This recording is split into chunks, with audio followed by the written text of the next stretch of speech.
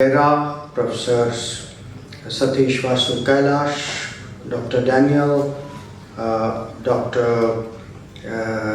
Warrior, and Mr. Nutan, dear friends from Prastuta. Let me first of all say it's always good to come back to NIAS.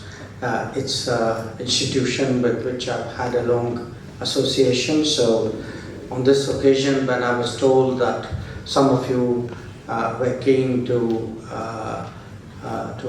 interact with me, I was really very, very pleased. I wanted to take full advantage of that opportunity. I also found it very interesting the way people on the dais were introduced, because 10 years ago, you won't actually say, this is Mr. So-and-so and he has X number of patents to his name. That itself is a very interesting change in the manner in which all of us think in the last 10 years.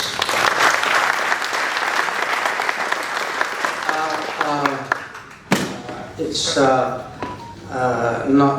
I would obviously much prefer that today we have an interaction rather than I hold forth.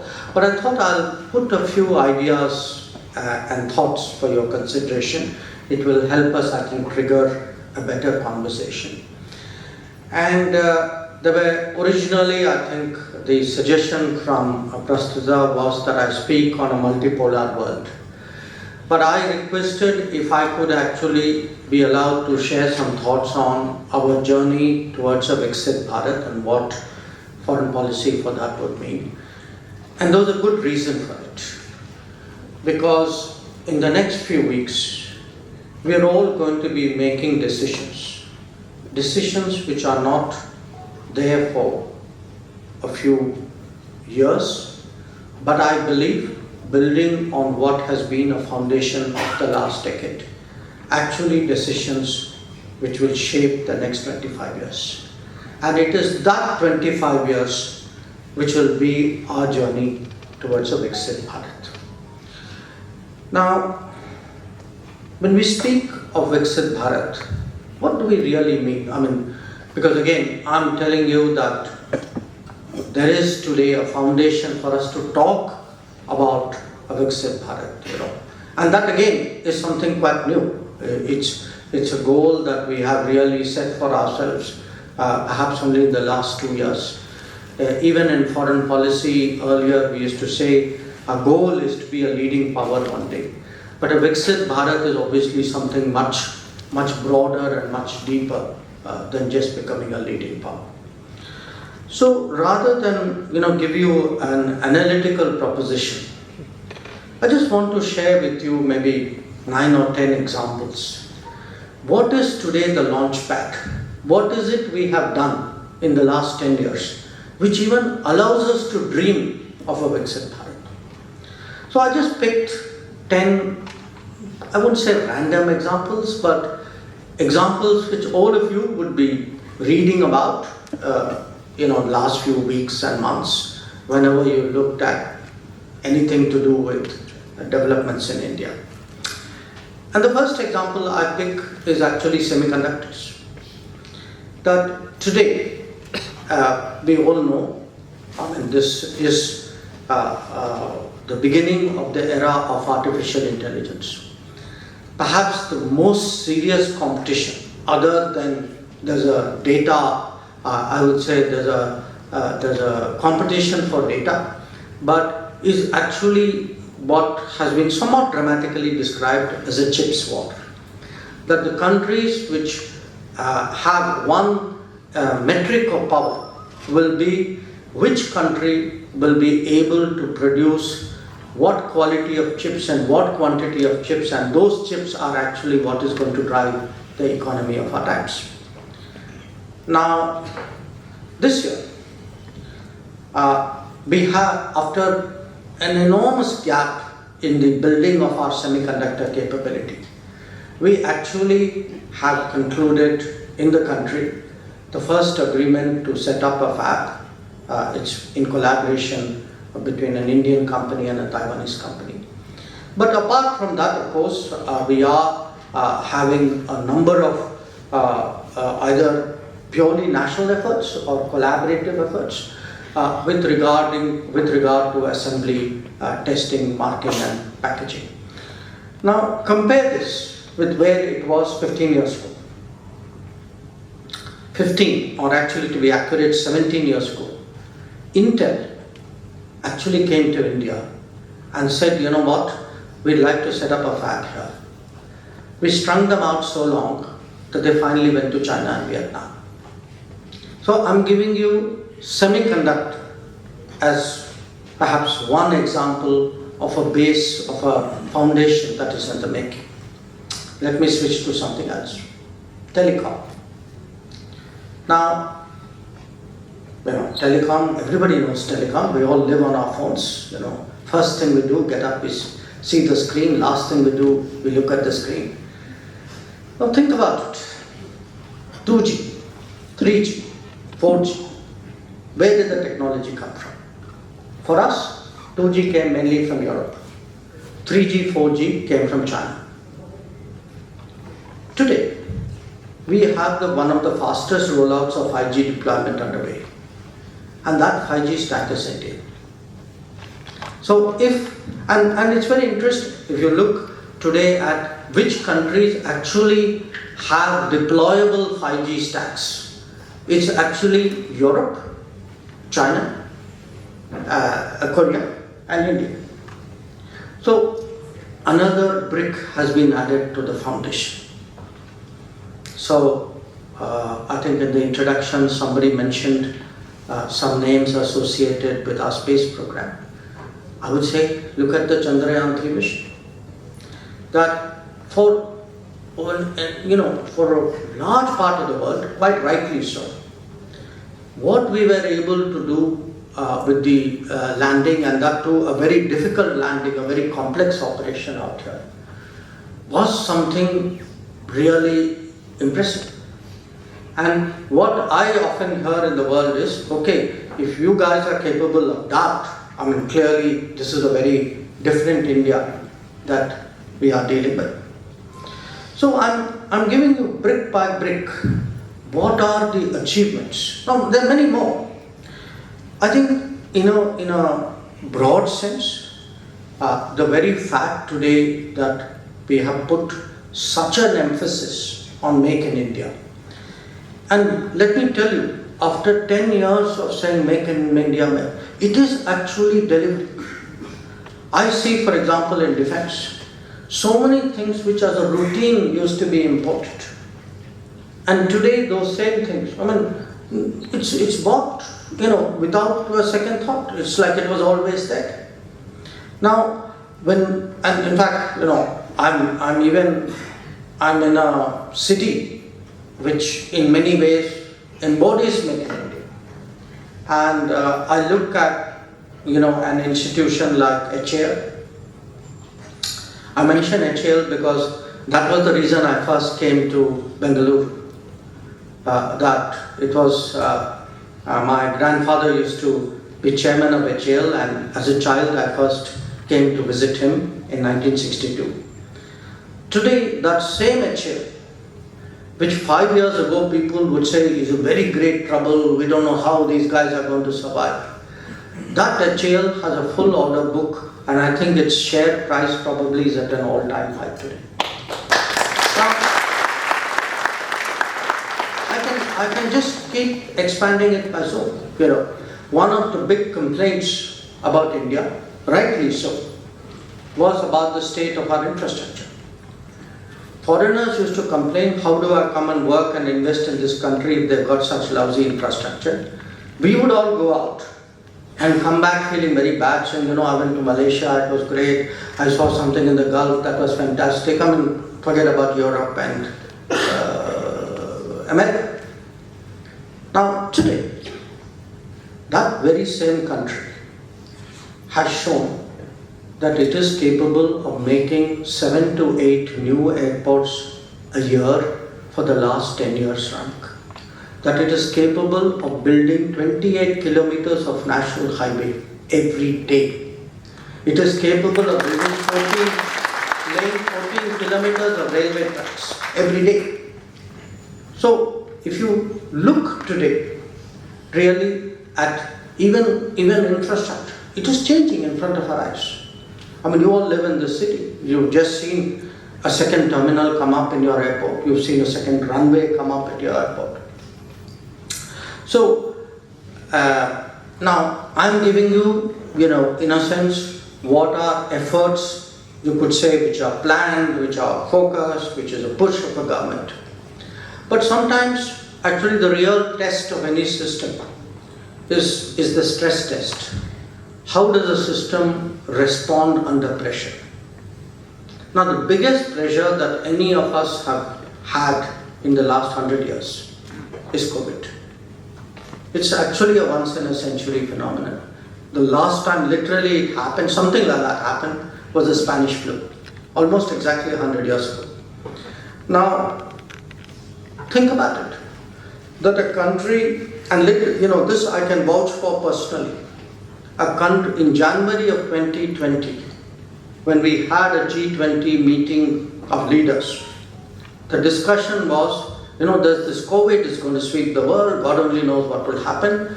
Everybody was preparing, but one thing which everybody else felt, if there was one country which was going to go down, that was India. It didn't have the health systems, didn't have the manufacturing, didn't have the basic protections, didn't have actually the capacity to cope. And yet, look at the next year and a half. We coped, we created systems, we created COVID centers, we did the mask production, the ventilator production, the PPE production, and we were able to ramp up our the pharmaceutical capacity. And when it came to vaccines, I mean, if you look historically at where we stood in the vaccine queue, typically vaccines came to India, I would say, the last 25% of the waiting lot. This time, actually, we were among the first to vaccinate. Not just the first to vaccinate, we finally ended up supplying vaccines to 99 countries in the world.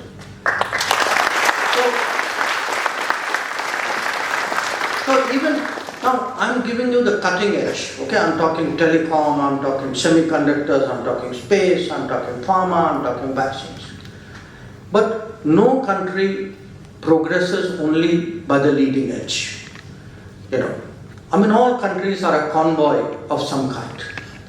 The last ship has to also move if the entire convoy has to move. And for many of us who perhaps have, in a way, more fortunate, or who have today established positions in society, I think it's important for us also to realize what is happening in the last mile of our country. In the last 10 years, 250 million people have actually come out of poverty. 250 million people. When you look at any I would say today report card on a constituency, and by the way, this is public information, I encourage you all to do this. Please go, I think there's a site called Shweta Patra. Please go to that site. For every constituency in India, you can actually see how many houses were built, how many water connections were given, how many people got gas cylinders, how many people are using Ayushman Bharat. There's actually like 20 programs out there for all 543 constituencies of our country. Take a look at yours. And believe me, it's an eye-opener that when you look today at actually what, the scale of, literally actually in the last 10 years, the bottom up the country has gone. And the numbers, believe me, are truly staggering. When I go outside India and want to make my best impression, I talk to people, I give them the country comparisons. So I tell people, we start talking, so what's happening? Because generally the world knows today, something is shifting in India, something big is happening in India. So we get into this comparison, say, okay, in America, you guys have food stamps. So we don't do food stamps, we give, we give free rations to people. So compare the food stamp number with the free rations. Today, 815 million people get free rations. When you look today at a number like, okay, let's take something concrete. Let's take housing. Housing is difficult to do, you want to build it. In the last 10 years, we've built 40 million homes, which are today occupied roughly, an Indian family is 4.8. So 190 million people actually have got homes which they didn't have 10 years ago. Now I can go down this list. Those 20 programs I'm talking about. Take water connection, Jal Jeevan, piped water, so important, critical for health. And this is a city which is very sensitive to water issues. 140 million houses have got water connections in the Jal Jeevan mission. If you look at Mudra loans, look at Jan Dhan. In fact, Jan Dhan, about 500 million, there have been 500 million bank accounts where money has been paid into. Now very often, these numbers are the equivalent numbers of countries, big countries, sometimes even continents. So I am telling you all this because today it's, you can say, when I say that we have a foundation really to think about a Viksit Bharat. You can't, unless we first get out of poverty, we can't think about a Viksit Bharat. But you cannot focus only on poverty and say, I will not develop those leading technologies and I will be left so far behind that having got my house in order, I'm now so far behind, I really cannot aspire to compete with the rest of the world. So what we are having is actually, if you were to, as I say, look at a convoy, no one left behind is moving the more vulnerable, the lower income people, the below poverty line people. So that change is happening out there and at different levels. And what we are often seeing, because it's the engine of technology which will actually finally propel us to go at a faster and faster speed. Now, I'm telling you what's happening within the country, but it's a globalized world. Now, you have to look at what is happening beyond our shores as well. The first thing which has actually changed is how we feel about our own people. Indians used to go abroad before. Okay, they immigrated, they went for work, they went for tourism, they went to study. Mostly, they left with the feeling that, okay, I'm going out. I have to figure this out for myself. Which is not a bad feeling. Problem happens when you get caught up in events which are beyond your control. If you went as a student to a country, nobody told you when you're going there, oh, by the way, there might be a big war out there. Nobody told you there was a COVID coming and you would be caught in the middle of a holiday somewhere. Nobody told you you're a merchant shipping seaman and the Houthis will fire on your ship or the Iranians will take you to the port. These are things which are today happening.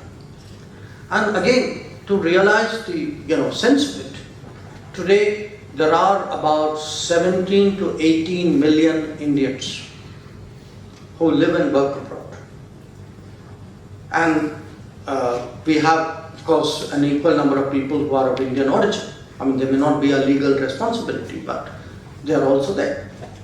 So how do we secure Indians abroad? This is going to be an increasing concern for this country, and I'll come to it when I talk about what should be a foreign policy for Viksit Bharat. The second, of course, is, as we become bigger, as life in the world also gets more complicated, we have to make decisions, sometimes difficult decisions, in a very polarized or sometimes even conflictual world. And I can give you two or three. One which all of you are aware of. You have a Russia-Ukraine conflict. Big problem for us is the first collateral damage of that is the energy prices. Now the energy prices actually become, in a way, a political call, that you are under pressure saying, don't do this. But if you don't do this, you are actually putting the interest of your own citizens on the line. If we had not, to be blunt, if we had bent to the pressure not to buy Russian oil, believe me, all of you would have been paying 20 to 30 rupees more per litre for the petrol that you would have been buying. Now I'm giving you that as a very existential, practical, hitting the pocket kind of issue. I give you a second example. Some years ago, we restarted something called the Bharat. Now, there was a lot of pressure from us, and frankly from China, not to go ahead. We had attempted something 10 years ago in 2007. At that time, because the 4 countries involved were not willing to collectively or individually stand up, we actually gave up on that effort. This time, we decided, no, we will stand our ground. We will not allow another country to have a veto on what are our choices and our decisions. We similarly had a very recent example in October last year, when there was the attack on Israel, the terrorist attack on Israel. Now, there were people who kind of fudged and didn't want to call a spade a spade. And the fact is, at the end of the day, it was terrorist. So what happens? The ability actually to judge an issue, take your stand, look at it from the interest of your people, your country, stand up to conflicting pressures. I think all of these are also a brick as we move towards Viksit Bharat. And finally, of course, there is the overall standing that any country has in the world. And in our case, I think it comes from a variety of sources. One example was how we managed the presidency of the G20. In many ways, I would say we are today much more probably, a very trusted country in the global South. The rest of the global South feels, okay, India can speak up for us. Or if I look even economically, today if I look in terms of supply chains, or I look in terms of digital transactions, today India is regarded as a trusted country, and a lot of business is actually beginning to look at us because we are seen as a trusted destination. So I mention these as very practical examples because it is these kinds of examples today which give us the confidence and the courage and the ambition and frankly the practicality to think, okay, with this as a base in 2024, between now and 2047, how do I actually move towards becoming a developed society? Now, when I come to the subject, which is what sort of foreign policy, because there are many, different people can approach the journey towards Viksit Bharat from their particular, if you have somebody from the technology field, so if you ask Rajiv Chandrasekhar, he will give you one set of answers. You ask Nirmala Sitharaman, they will give you another set of answers, because everybody will look at it from their lens or their domain. So I want to give you, in a way, what should foreign policy be doing in order to get us to be a Viksit Bharat. So again, here I've summed it up with I'm kind of partly simplifying it, but I think for purposes of discussion that is useful. First of all, I think we need to reinforce very deeply our reputation as a democracy that delivers. And I say this very consciously because this is a moment when all of us are going to be making decisions which will validate the proposition that we are a democracy that delivers. Why do I say a democracy that delivers? For two reasons. One, there's been a pervasive, I don't want to say myth, but a belief in many sections that actually if you really want to see great change, transformation, you need, there are authoritarian models. Typically people point to China, saying, China could do this. You must all be conscious that if in your generation you are able to pull off this journey towards Viksit Bharat, you would have demonstrated that actually it is eminently possible for a democracy to also do it. And I think you have that possibility because exactly of that foundation which has been built up in the last 10 years. Now what is key to that? Key to that is actually, frankly, good governance. That I gave you a set of numbers, infra is moving like this, pharma did this, airports were moving like that. What are the outcomes of? They are finally outcomes of good governance. That the same system, by being repurposed, by having a vision, by having a leader, by reforming itself, by, in a way, there's a rigor and a vigor in the system too. The same system, you could have built 28 kilometers of road 20 years, 25 years ago. So it is not that the country has changed. But we as a people have actually today pulled up our socks and are moving much more purposefully in a certain direction, because actually we are both the reason for good governance, and in many ways we are also beneficiaries of good governance. Now what is key to good governance? Most of all in our country, digital. That if you look today at delivery of public goods and public services, the simplest things in your life. Last time any of you went to get a driving license? Which of you went to get a passport? Look to see any entitlement that you ever had and see the difference. Try to remember, because human beings generally, the bad memory tends to fade away and the good reality becomes the new normal very fast. Think back of periods. The same service today, which maybe in days, if it becomes weeks, you start grumbling. Okay? You used to put up with it in months. Sometimes, frankly, even longer. So, today, if there is a single thing which I can tell you has impressed the world about India, it is actually the manner in which we are using digital for governance and for delivery of public goods and services. And the embrace of technology by India, believe me, is astonishing. We have taken to it like duck to water. And nothing is more graphically illustrative of this than the UPI figures, the cashless transaction figures. Probably, I don't know which one of you, when was the last time any of you actually pulled out a banknote? So think about it. You go to a shop, people look at you like very strangely now. If you actually start brandishing money. So, and believe me, take it from me, I'm among the world's most frequent travelers. You don't see this in other parts of the world. But still, people are, a lot of them are, they have either over-regulated themselves, or in some ways, they are suspicious of technology.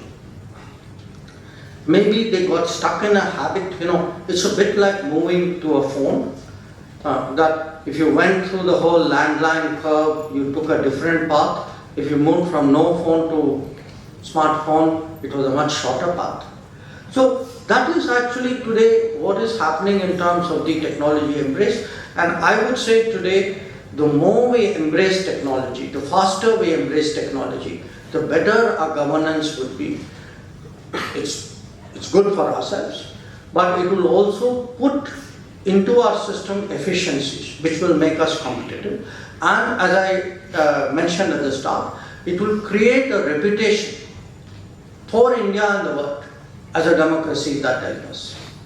So then we come to the next step, which is, okay, so what does foreign policy do?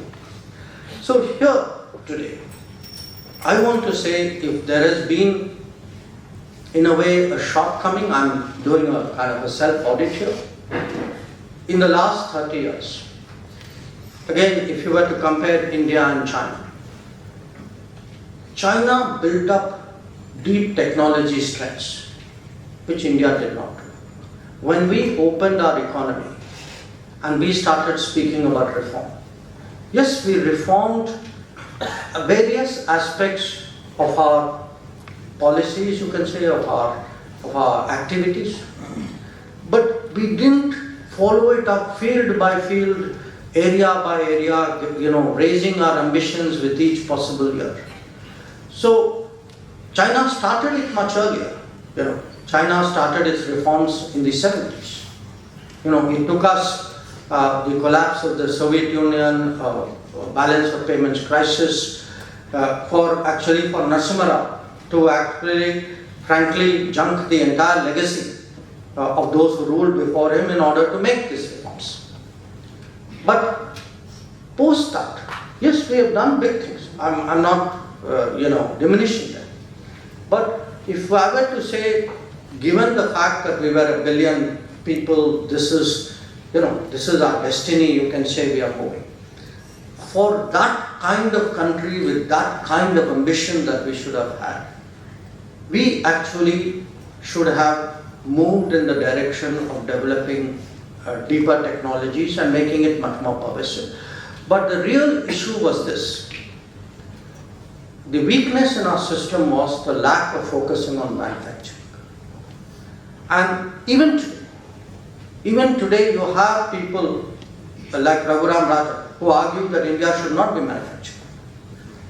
And there is a body of opinion out there. Even there are political people who believe that we should not be manufacturing. Now, I ask you a very basic question. Are you going to build technology without building manufacturing? Does that make sense to any of you?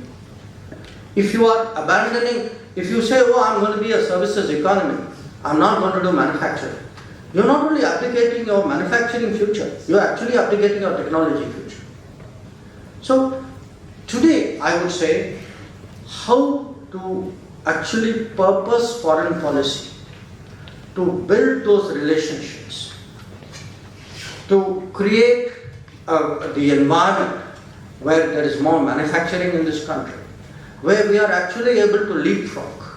That, there are two very interesting developments which are happening post-COVID in the world. When COVID happened, people woke up to the fact that the entire world was dependent on a single geography for 32% of global manufacturing. And when that geography choked up or decided to squeeze, everybody was at risk.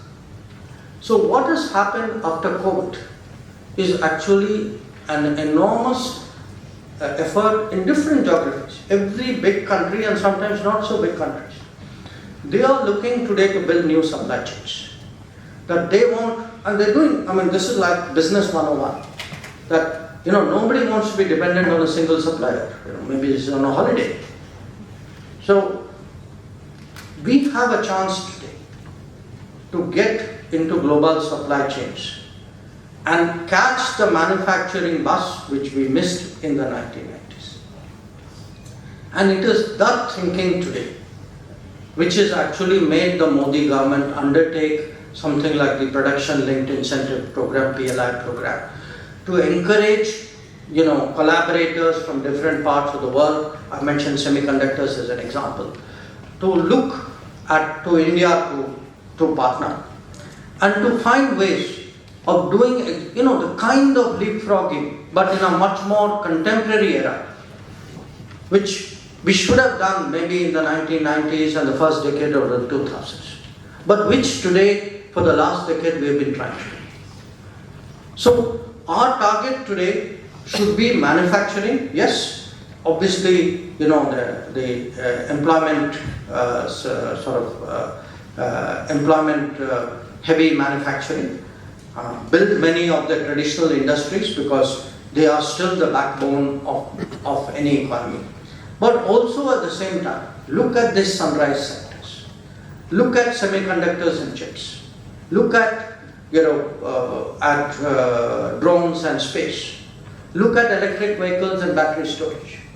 These are actually going to be today the new opportunities, and it's vital today, both as a country which needs to build those technology strengths, as well as actually to create the kind of employment which is, where we can be competitive, because I'll come to that point.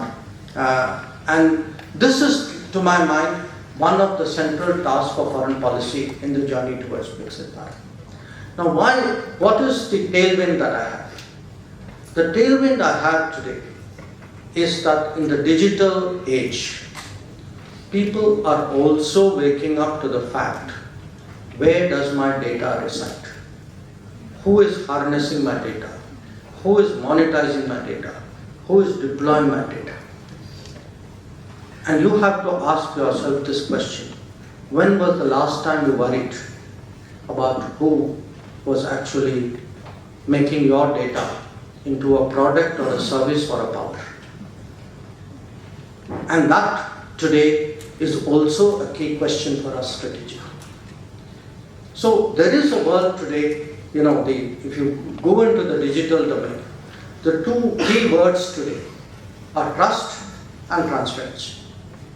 That at the minimum, there should be some rules of the game, some legal safeguards, some remedy out there, some transparency. You've got to have some sense of, how is my data going? Who has the right to look at my data?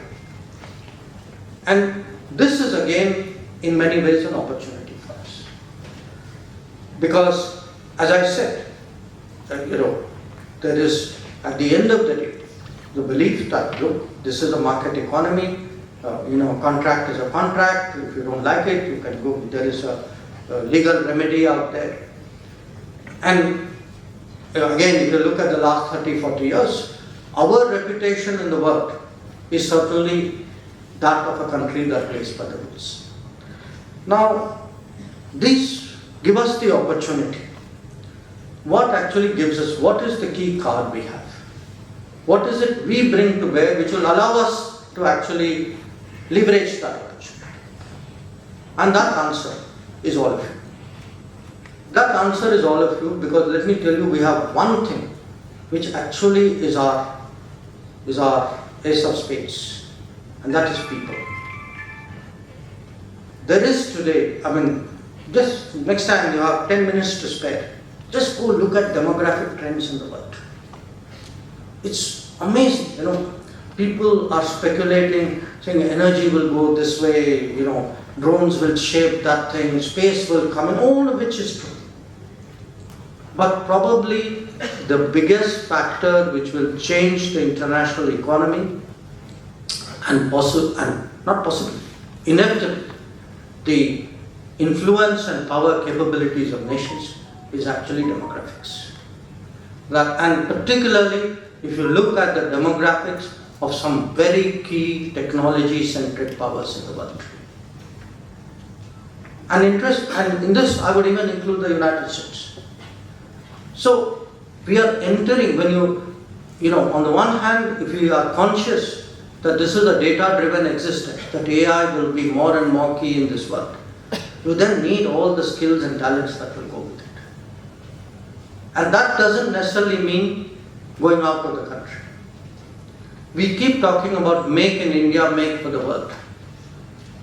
I can tell you a time is coming when we should be thinking work in India, work for the world. That is coming. And we have, because the demands will be so big, that it will not be a case of an individual saying, they are offering my job, but if I don't take it, I won't get a job. We will actually increasingly realize our self-worth. That there will be people who will say, fine, I'm happy you're living in Bengaluru. Just get hooked up to my system. I'd like to employ you. I'd like to get your skills, your designs, your capabilities out there. So, Number one, how does foreign policy, if the job of foreign policy today is to accelerate national development in a technology-centric age, foreign policy obviously will use the human talents of India as the primary capital with which it would operate outside. But there is also a very powerful second factor, that is actually our markets. That if you do the maths, okay, in this period, this Viksit Bharat period, there are some Goldman Sachs studies, there are other studies as well. Take a look at it. The general consensus is by 2047 will be a $30 trillion economy. Okay? Do the maths. Our population by that time will probably be somewhere between 1.5 to 1.6 trillion. You're a $30 trillion economy. Imagine what consumption and production capabilities you will have with that. And then ask yourself this question. What is the price of access to this market, to this center of production and consumption? And then it is important when we engage the world today that people should pay a price for accessing India. That there should be trade-offs. That's how nations grow. If you want to operate in my country, I need to see what is it you want to give me. And which is why now if you connect the dots, connect make in India, connect work in India, connect access to India. We want to see more and more international technology, production, design, engineering centers come to this country. And we are very confident that if we have a strong enough government, because again, a lot of it is willpower, okay? A lot of it is self-confidence. I mean, you have to go up against the best people in the world and say, okay, we know that's a great thing you have an offer there, but these are our bottom lines. And these bottom lines, you want to do business with us? These are some of the things you need to take into account. So, we have today the ability, we are building the ability today to negotiate with the world, to get the best for our citizens.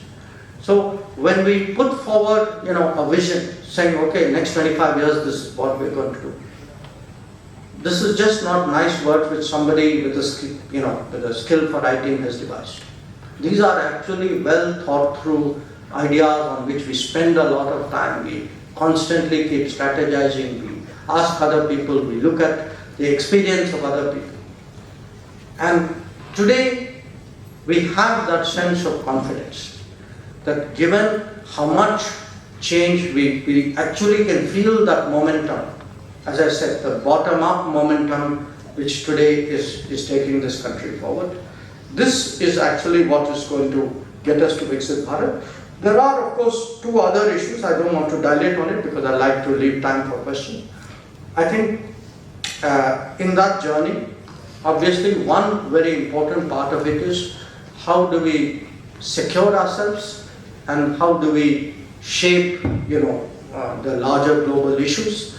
I think that's a subject in itself. If you have questions, I'd be happy to respond to that.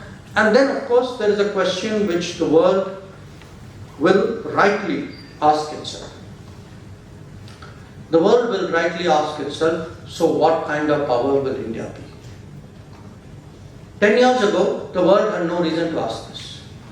Because 10 years ago, we were number 11 in the list of economies. In the next few years, from number 5 currently, we will be number 3. If you are 3,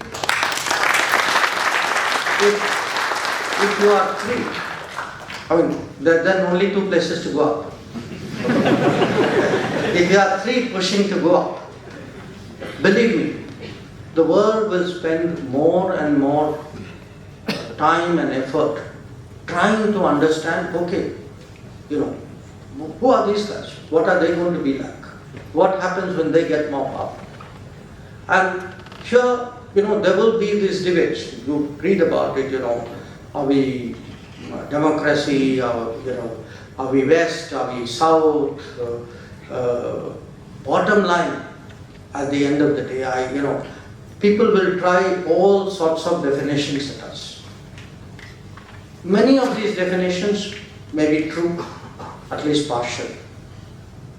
But at the end of the day, I would say eventually we will be sui generis, that we will be an India that is us. And that is why, in the book that I have just brought out, I have made this point that we will be an India that is more Bharat. That we will be, that it is not just technology that we will bring to the trip. We will actually also bring an enormous heritage and I would say in a way a wisdom of tradition. That, finally a country which has existed, a society which has existed for thousands of years, knows many things and intuitively and actually has, a value which much more recent societies perhaps have not matured to that point. So this will also be a debate as we move towards Viksit Bharat. And our effort really would be, how do you build the best brand? How do you have the maximum number of partners? How do you have the minimum amount of problems? How do you actually, how are you, in a sense proud of or conscious of, aware of everything you are, but yet it is a positive sentiment that, to me, being nationalist is not being against internationalism. We are not the West which sees this as a dichotomy. That, even if you see the last 10 years, the more we have progressed, actually the more we have committed ourselves to the world.